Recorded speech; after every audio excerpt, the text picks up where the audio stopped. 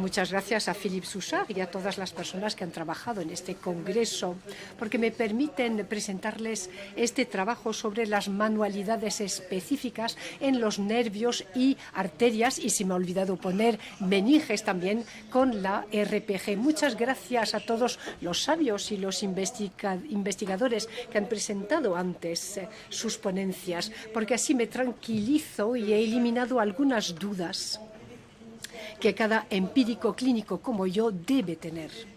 Es evidente que presento un modelo de tratamiento, es evidente que este modelo es prácticamente únicamente empírico y cualquier lectura que pueda hacer de sus trabajos me impondrán a veces cambiarlo, este modelo.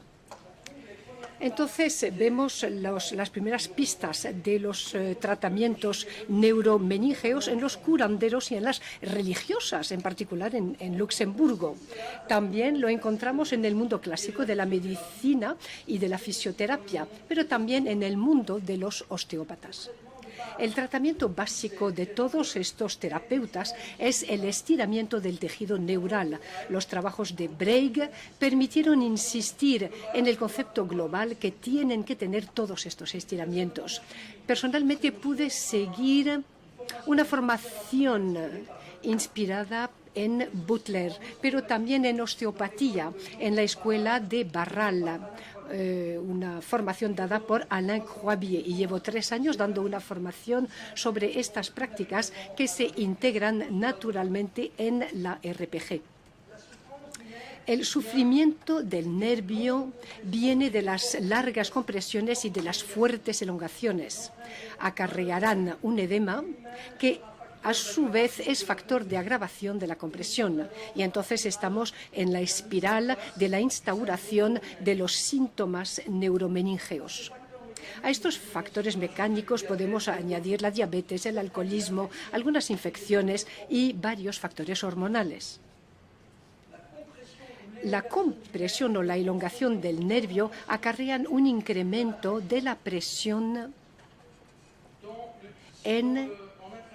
de forma intraneural, lo que va a reducir la circulación en los vasos internos del nervio y, por lo tanto, eso provocará un edema. Aquí estamos en los trastornos funcionales que se llaman también sideración del nervio. Perdón, dice el orador. Si los trastornos persisten, entonces llegaremos a unas repercusiones lesionales. En primer lugar, inflamación en el tejido conectivo del nervio, con lo cual tendremos una fibrosis del tejido conectivo. Luego, una desmielinización progresiva que podrá llevarnos a un bloqueo de la conducción y a un bloqueo de los flujos en los axones, que nos podrá dar una degeneración del extremo distal del axón. Estas lesiones no son siempre reversibles y tienen que llamar nuestra atención sobre el límite de nuestra acción. Notemos que la reducción de los dolores no es forzosamente una buena señal. Puede deberse a una degeneración de los axones o a una compresión a nivel medular.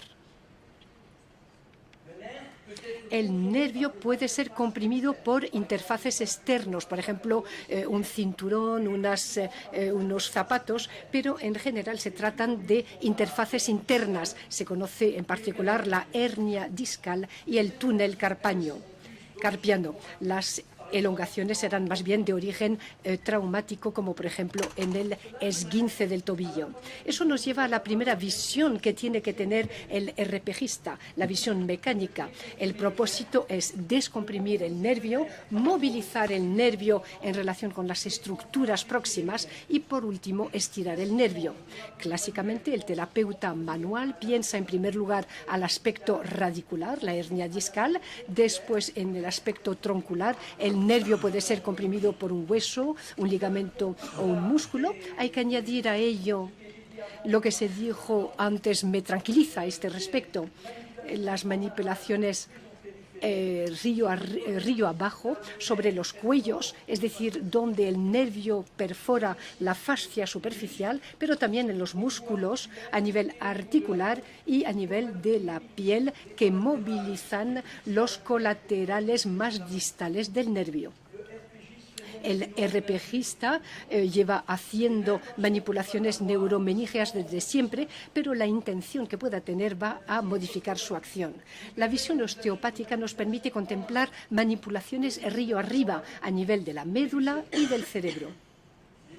Los osteópatas consideran la dura madre y sus desdoblamientos como el sistema de protección y de amortización última del tejido nervioso. Para realizar mejor nuestras manipulaciones vamos a analizar la estructura del nervio. El nervio está constituido en un 22 a un 80% de tejidos conectivos que podemos dividir en epineuras, es decir, el recubrimiento externo del nervio, pero también el tejido conectivo laxo que se encuentra entre los distintos fascículos. Los fascículos tienen a su alrededor la perineura muy resistente a los estiramientos y que contienen los axones. También podríamos hablar de la mesoneura, que es el entorno conectivo laxo donde el nervio va a poder movilizarse en relación con las estructuras próximas.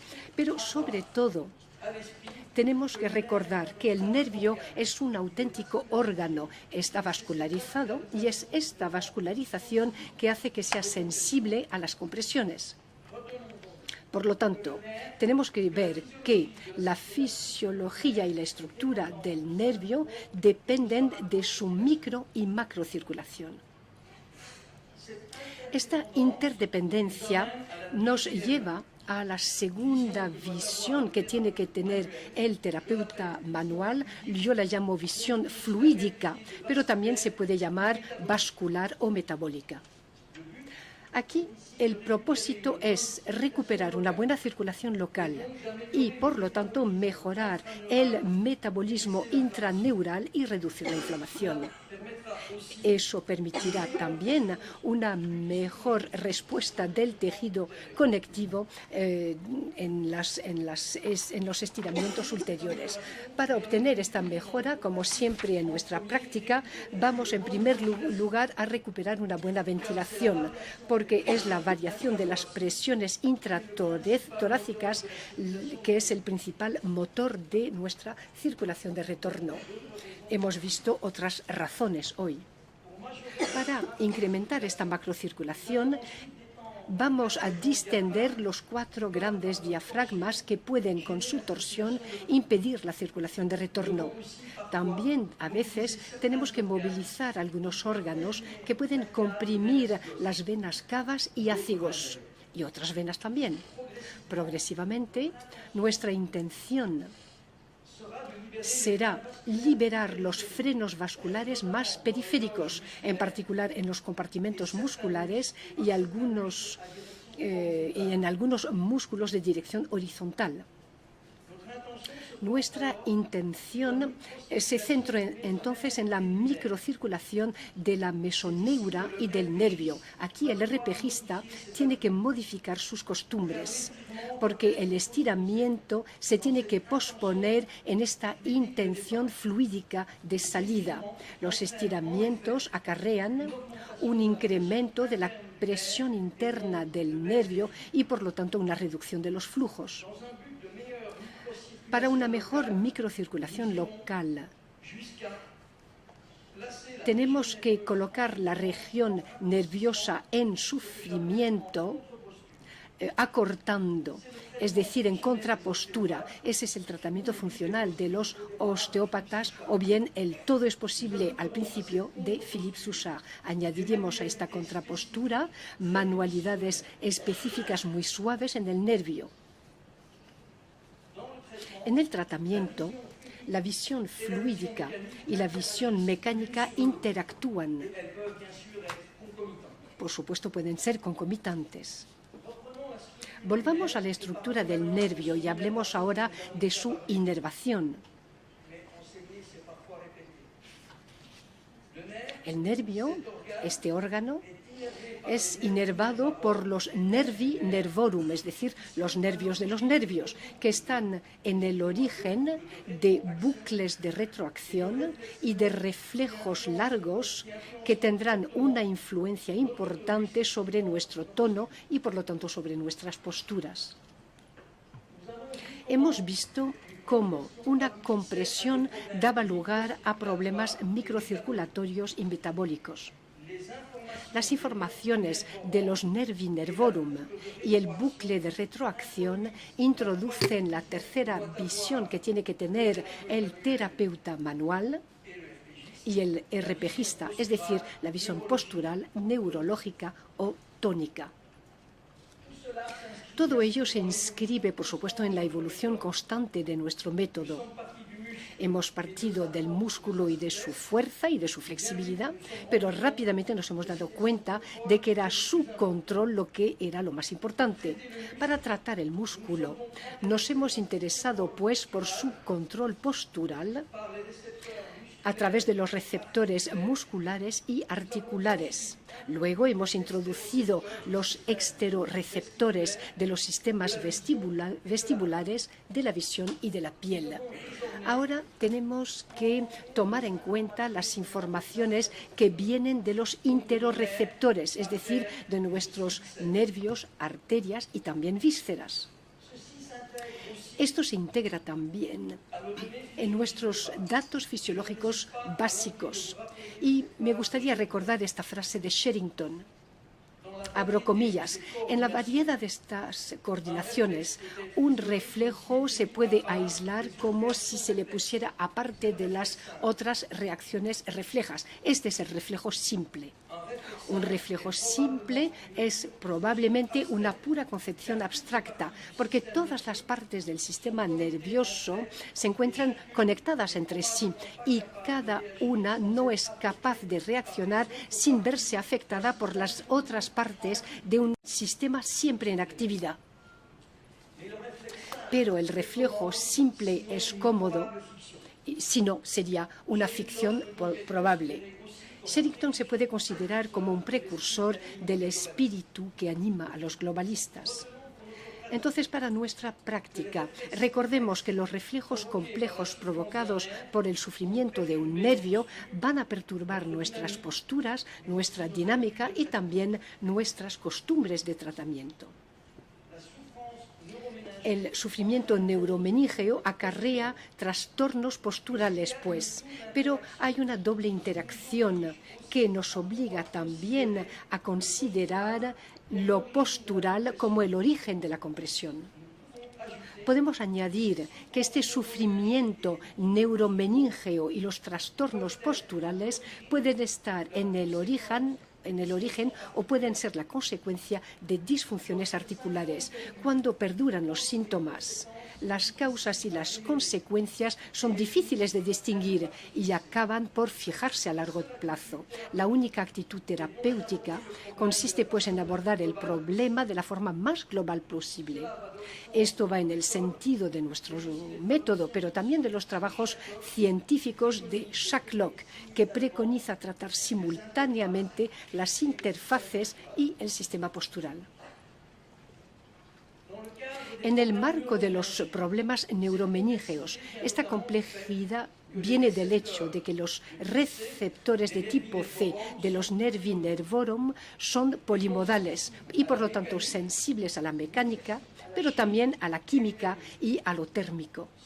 A mi modo de ver, nuestra formación de fisioterapeuta nos hace sobrevaluar las causas mecánicas en detrimento de las causas neurológicas, metabólicas, infecciosas y psicológicas. El terapeuta debe tener, por lo tanto, simultáneamente estas tres visiones o intenciones. Y recuerdo la visión metabólica, que consiste en mejorar la micro y la macrocirculación y, por lo tanto, reducir la sensibilidad química. La visión mecánica, que consiste en liberar las interfaces que comprimen y, por lo tanto, reducir la sensibilidad mecánica. Y la visión postural, las sensibilidades químicas y mecánicas que acarrean tensiones musculares protectoras que el terapeuta tendrá que separar de las tensiones causales de la compresión. Progresivamente, estas tres intenciones nos llevan a una modificación del tejido conectivo del nervio, pero también de la organización del tejido conectivo global. Todo ello tiene una influencia sobre el desarrollo de una sesión y los objetivos a lo largo del tratamiento. Al principio del tratamiento, la primera intención no es estirar el nervio, lo habrán entendido, sino favorecer su vascularización y su drenaje y, por lo tanto, mejorar el metabolismo. Esto tendrá como consecuencia el apagar un número máximo de nociceptores, lo que acarreará modificaciones posturales positivas. Desde el punto de vista práctico, es el concepto de contrapostura que se asocia con una buena ventilación y con técnicas intraneurales muy suaves.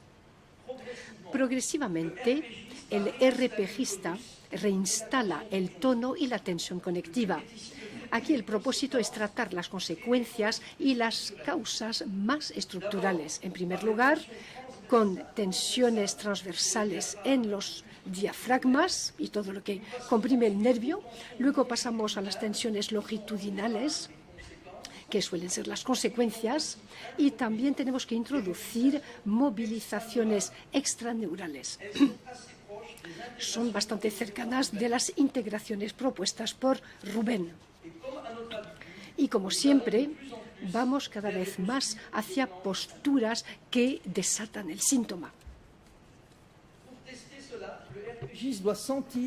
El RPGista tiene que sentir la capacidad que tienen los nervios y las arterias en movilizarse en relación con las demás estructuras. Esta es la movilidad extraneural.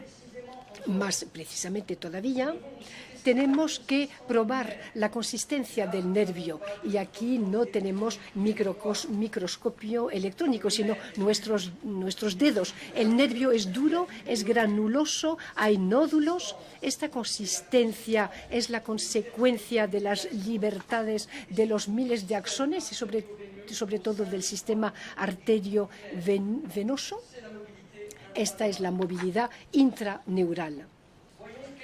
Veamos algunos ejemplos de estas interfaces en imágenes. Aquí la piel con sus cicatrices, aquí en el territorio del nervio costobraquial, puesto en tela de juicio en caso de cirugía después de un cáncer, de un cáncer mamal. Aquí tenemos un cuello en el nervio sural, luego tenemos todos los canales fibrosos, aquí el túnel carpiano, aquí dos músculos que comprimen el plexo braquial, es el espacio interescalénico. Luego el mismo plexo braquial aquí comprimido por dos huesos es el pellizco costoclavicular. Y luego tenemos la zona de conflicto extraneural más conocida, que es por supuesto la hernia discal foraminal abajo y canalar arriba. Si el nervio periférico se para a nivel de la columna vertebral, la información tiene que proseguir hacia los centros superiores y ahí también puede haber compresiones. La médula espinal viene protegida por el canal vertebral, que es un auténtico anillo óseo, y este anillo podrá, tras unas deformaciones artrósicas, comprimir el tejido nervioso, y este es el canal estrecho. Dentro de este canal, la dura madre va a delimitar dos espacios. El espacio intradural, con líquido cefalorraquídeo, y el espacio epidural, con su importante plexo venoso y las células grasas. Estas estructuras garantizan una protección hidráulica y favorecen también los deslizamientos. También tienen la función de intendencia de la médula espinal. Dentro del canal vertebral hay una separación del tejido conectivo y del tejido nervioso que estaban entremezclados a nivel del nervio. La dura madre será sensible gracias a su inervación por el nervio sinovertebral.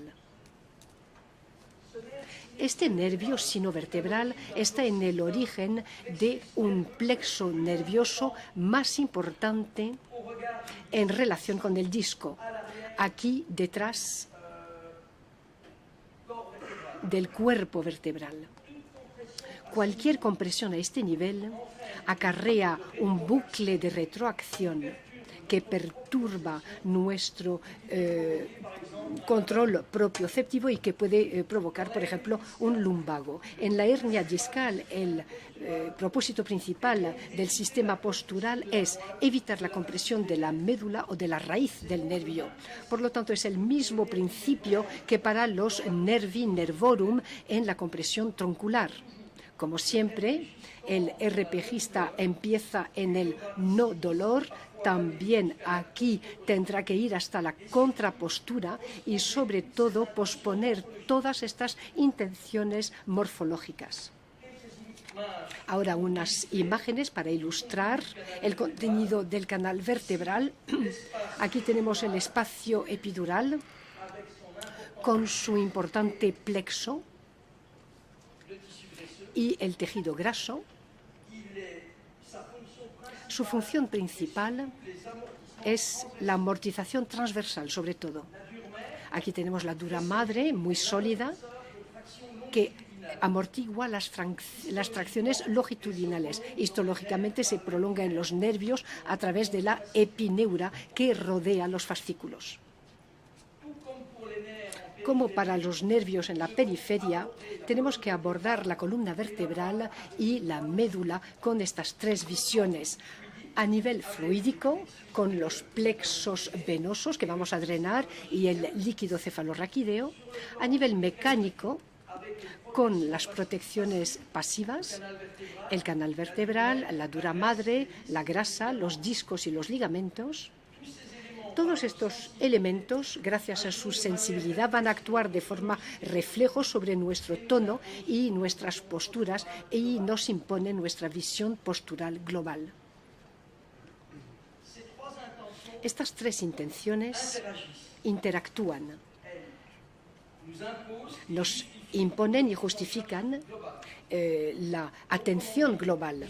Es decir, somos las manos activas del reumatólogo y también del neurólogo.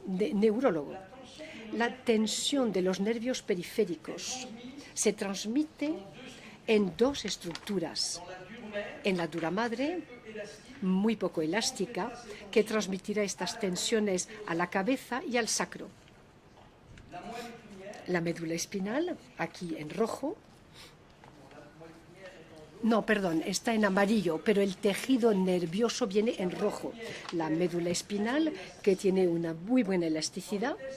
Y en el test de la bicicleta, por ejemplo, la médula se alarga de 5 a 9 centímetros, es decir, un 20%. Las tensiones no amortiguadas por la médula se transmiten al tronco cerebral.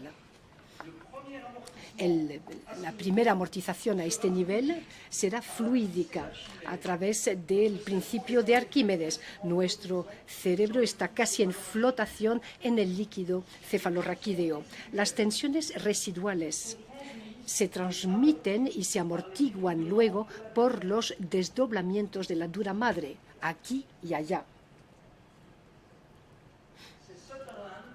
Sutherland fue el primero en hablar de este conjunto craneosacro. La dura madre,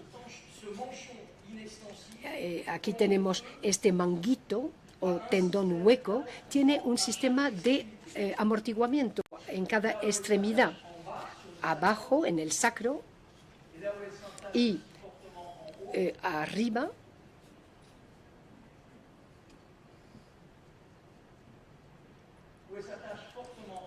Arriba, en la base del cráneo.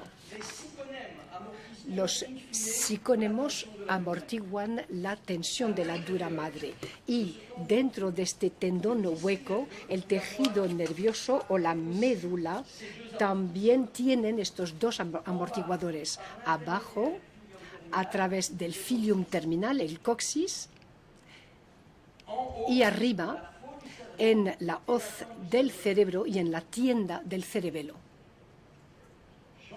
Jean-Pierre Barral y Alain Croibier ven que este par, es decir, la hoz del cerebro y la tienda del cerebelo, como un auténtico trampolín donde se absorberán las tensiones residuales del tejido nervioso. La sensibilidad extrema de este sistema craneosacro es conducida por el nervio sinovertebral a nivel raquídeo y a nivel del cráneo por los nervios trigémino y el nervio vago a nivel del cráneo. Esta sensibilidad tiene una influencia de forma refleja en nuestras posturas y en nuestra dinámica vertebral. Un enfoque a este nivel tendrá que contemplarse al principio de una sesión para los pacientes frágiles a nivel nervioso. Estas nociones, que tienen una fuerte influencia en el nivel postural, tienen que formar parte de la reflexión de los RPGistas. A modo de conclusión, diré que a nivel mecánico, el RPGista tendrá que contemplar la ralentización del deslizamiento del tejido neural a todos los niveles, en intraneural, a nivel troncular, a nivel radicular, a nivel canalar y a nivel craneosacro. También tenemos que recordar que todas las restricciones de movilidad a cualquier nivel constituyen un elemento que favorecerá otras restricciones en otros sitios. Ese es el concepto del Double Crush Syndrome. Para las grandes compresiones es evidente que la cirugía es a veces indispensable, pero tenemos que saber que las causas de la hernia no se van a contemplar y muy a menudo los problemas se van a transmitir a los niveles superiores. Las inyecciones y los medicamentos tampoco van en contra de nuestra acción. Terminaré insistiendo en las interrelaciones entre el sistema nervioso y el sistema circulatorio, que depende de la ventilación, como lo hemos visto.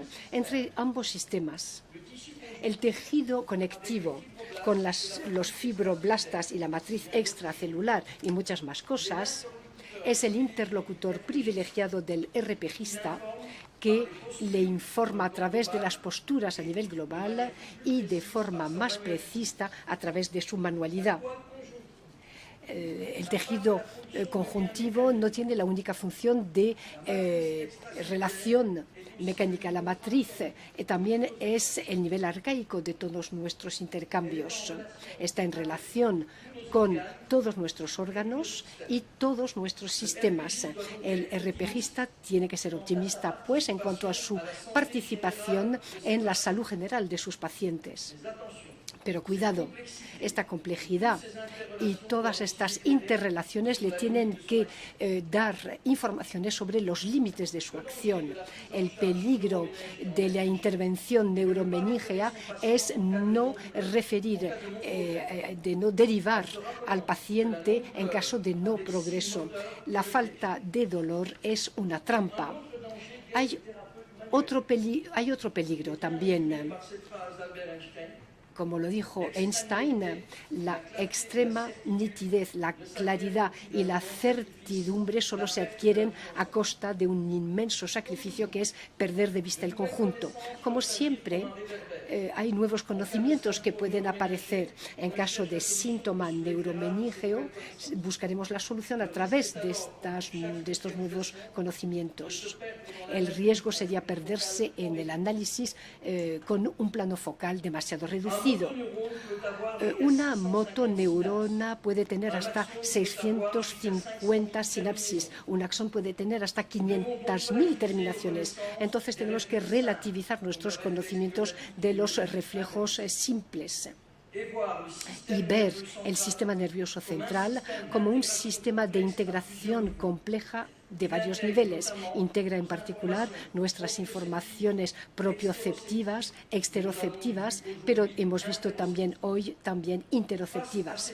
Frente a esta complejidad, la reeducación postural global de Philippe Souchard es pragmática y llena de sentido común. Siempre es la reacción del paciente la que tiene que guiar al RPGista para que este método sea todavía más eficaz. Tenemos que aprender siempre. Tenemos que escuchar a los sabios, a los investigadores, tenemos que incrementar nuestros conocimientos, pero todos los días también tenemos que trabajar con intención y atención para que nuestro conocimiento, el conocimiento de nuestros sentidos, crezca también.